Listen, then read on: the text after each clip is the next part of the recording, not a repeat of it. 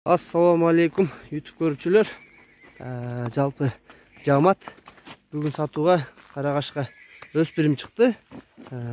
Теги жакшы деп айтып атыр. Азыр мен ушунун маалыматын алып берейин. Я кайтара бериңчи.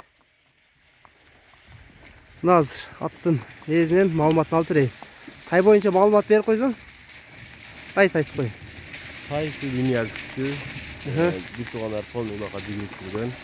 Атасы да кулакта жүргөнбү? Атасы да энеси өтө күчтүү чатаяктар келген. Тайдын акеси өткөнкү чоңулакта ошо Тоғызкарага чыгарган. Бу тайдын акеси, Тай өзү сатыла турган тай эмес экен, акча керек болуп айла жок бизге сатты. Түшүнүктүү. Мына туугандар көргүлө. Бастыр. Арка жактары мингиге үйрөтүлүптүр. Минги болуптур азыр. Атылган алса боло берет. Баштары келген. Карагашка кочкор тумшук экен да жаныбар. Азыр эти жогорак, кичине арыгыраак жылкы экен жаныбар. Кыргыз жылкы. Карабай. Кашкаларын карагыла. Буттары, ден соолугу бардыгы жайында экен. Тай Аксыда, Кербен шаарында турат. Азыр баазын сурап беребиз. Баазын айтып кой.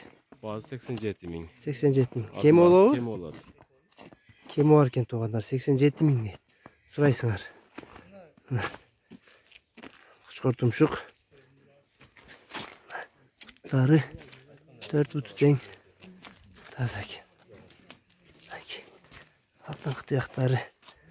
Тишин ачып коюңчу, тишин да көрсөтүп коелу.